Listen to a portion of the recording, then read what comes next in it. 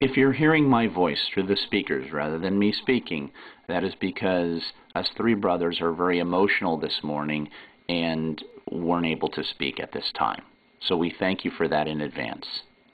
First of all, Gordon, Gary, and myself, Greg, would like to thank you all for coming today. We are here today to say goodbye to Robert William Moore, a son, a dad, a grandpa, a friend. As many of you know, the last 20 years of his life he lived in La Paz, Mexico. During that time, he made many, many friends, so his Catholic funeral was held there. Today's ceremony will be simple, just the way he wanted it. He also asked to be buried with his parents, Teresa and John, in this beautiful area called Mount Angel. So I know he'd be very happy with all the friends and family who have gathered here today. I would now like to read a letter regarding Bob's life. Robert William Moore was raised in Molalla, Oregon, and grew up on a small farm. He had many jobs during his younger years. These included farming and logging, which were Mollalla's main industries during those days. In high school, he played basketball and applied for the military at an early age because of the war. He qualified for the GI Bill, which is a special program to pay for all of his college. He stayed on with the U.S. Air Force, where he made the rank of major. As a child, he loved reading books and read many stories about sailing. So when he moved to the Bay Area, the sailing bug got him. He found that he loved sailboats and also enjoyed working on them and selling them. He was one of the first in the Bay Area to start importing sailboats from Japan. He imported a sailboat called the Carinita. These were 21 foot long and were beautiful. He also found that he could save on shipping by having a smaller boat called an El Toro built and placed inside the Carinita. My mom recalls my dad getting into one of these great big ships, carrying with him a British Seagull outboard. He would then hop into the sailboat, and the two boats were then hoisted over the side of the ship and into the water, something that would never be done today. He would then attach the outboard and drive it to the marina several hours away. His love of boats landed him a harbor master position at the San Rafael Harbor. He enjoyed the job, but it wasn't paying enough to raise a family, so he started the Moore Insurance Agency at 830 Fifth Avenue in San Rafael. The first house my family purchased was, you guessed it, right next to the water in Santa Venetia. This was still part of San Rafael, but near the Marin Civic Center. This was a great place for us brothers to grow up. This is where my dad taught us a love for the water. Mom, who is turning 80 in October on 10/10, still lives at the house. As us boys grew up, Dad did what dads are supposed to do, supporting their children. He got involved in Cub Scouts, Boy Scouts, and of course baseball. In Cub Scouts, he was chairman of the Christmas tree and bottle drive. He would borrow business friends' pickup trucks for all the dads to drive. Then the pack would go door to door, picking up old Christmas trees for a donation and returnable bottles. As a Cub Scout, it was great because we could ride in the back of the truck. Dad would drive us around, hop out, get the tree and bottles, jump back into the truck, and drive to the next house. Of course, today that would never be done with all the seatbelt laws. Dad also loved the Pinewood Derby. He would work for hours on those little cars with us, and many times we won trophies for our efforts. In Boy Scouts, he really got involved in backpacking. Between Gordon, Gary, and myself, I think he went on 9 50-mile trips. He also made sure that all three of his boys became Eagle Scouts, helping with Eagle Scout projects, etc. Of the millions and millions of scouts that have gone through the program, only 4% become Eagle Scouts. He was 100%. Way to go, Dad. And of course, there was baseball. Baseball, baseball, and more baseball. Not only did he love coaching us boys and the game, but he also loved all the statistics as well. And I know because of this, that's where he became a big A's fan. Win or lose, he followed the A's all of his life. Dad and Mom divorced in the 1980s, and although divorces are difficult, Dad and Mom made it easy on us kids. For example, we did not have to move from home to home every other week like they do today. We just lived at Mom's house. Dad and Mom would both attend our events and activities, and both helped us with high school and college. After the divorce, in this son's opinion, Dad had some wasted years. He got married to the same person who broke up his marriage, lost interest in the things that were important to him, and ended up in a big soap opera.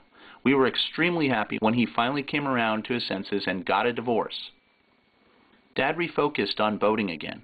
By this time, he had a 41-foot sailboat in La Paz, Mexico he called Seascape. He set up a charter service for the boat. This gave him the ability to rent out the boat, make a living for himself, hire locals to work on the boat, and most important, be on the water again. Later he added a fishing boat called Sea Fortuna, and days before his death, a second sailboat called Sea Serena. In La Paz, he met a very special person named Lynn Kautz. Not only was she gracious and fun to be with, but she also had a taste for adventure. Dad and Lynn traveled Baja, Mexico, the U.S., and Canada in a motorhome. They went everywhere in that thing. Lynn has a real rider's touch. She would email updates as to where they went, the adventures they had, and the status of the motorhome. They would spend winters down in La Paz, come through California to visit family, and continue up to Atlan, Canada to spend the summer in Lynn's older home. When Dad turned 80, Lynn suggested that we celebrate by getting Dad a private box at the Oakland A's game. All three brothers pitched in, and when they came up from Mexico in May, we surprised him. The A's were behind, but made an incredible comeback to win it in the ninth inning. I never saw a happier dad. Of my dad's three children, I consider myself, Greg Moore, to be the luckiest. Gordon had visited Dad and Lynn in La Paz, Mexico, about 3 years ago. Gary brought his kids, Mike and Amanda, down to La Paz 2 years ago, so I was the only son who had not visited. On Thursday, April 8th, Cindy, Stephen, Andrew, and I visited La Paz. My dad was extremely happy to see us. He showed us La Paz like a tour guide and showed us his new boat, Sea Serena, which was being worked on in dry dock. We met Lynn, who made us a special lunch that we took aboard, Sea Fortuna, which was in between charters. Dad took us out on the boat and gave us a tour of the bay. Andrew, my youngest son, was very excited about driving Grandpa's boat. We came back to Dad and Lynn's apartment and played our favorite card game called 313. After cards, we had dinner at the restaurant where Dad and Lynn had met years ago called The Dock. The restaurant not only had great food, but was right on the water. What a great day that was in La Paz. Only 8 days after our visit, Dad died. Gordon, Gary, and I flew back to La Paz for the memorial, to help Lynn where we could, to take care of Dad's charter business, and to bring Dad back to the United States. When we got there, we were overwhelmed by so many nice people. People who kept telling us how Dad had influenced their lives, how he helped the church grow and started a Saturday night English Mass, how he started up and ran a special flea market for boaters, how he got involved in helping an orphanage, and how he helped raise money to help abused women. Dad's charter service had brought in people from all over the world to spend money in La Paz. He employed several people with a decent wage and created wonderful memories for the customers who rented his boats. We met many returning from their trips, and they said they never would have come to La Paz had it not been for Dad's personal touch. We met Dad's best friend, Max. He talked about how Dad and he would take walks every day, handing out gum to all the kids, how he got Max to go to church, and how Max got Dad involved in yoga.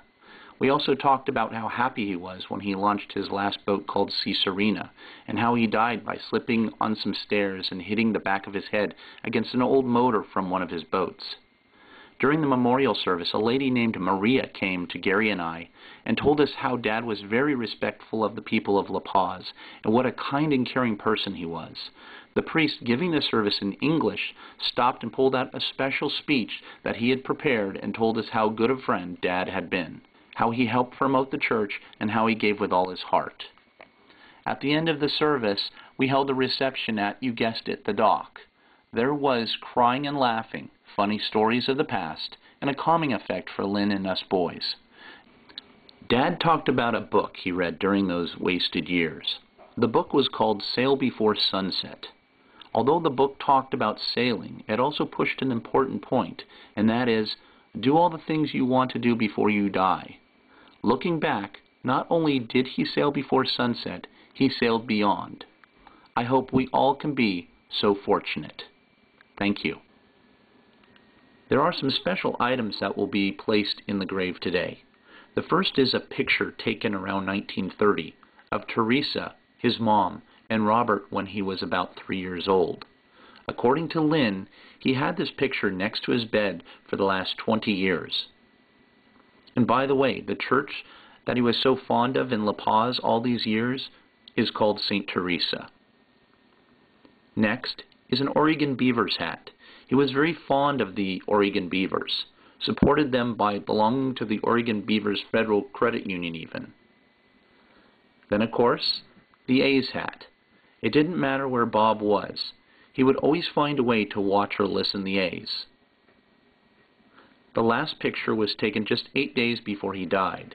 He was extremely happy and proud that day. That was taken on Sea Fortuna on the bay. Before we lower all the items into the grave, I would like to read a small passage from the Bible. Then I would ask Gordon, Gary, and myself, Greg, to come up and help lower the items while we play the song, I Am the Bread of Life. Then, immediately following this ceremony, Gordon, Gary, and I invite you to have lunch with us so we can share stories, comments, and celebrate Bob's life. Once again, thank you for coming today. Here is a small passage from the Bible. It is from the book of John, 8.12. Then Jesus again spoke to them, saying, I am the light of the world. He who follows me will not walk in darkness, but will have the light of life.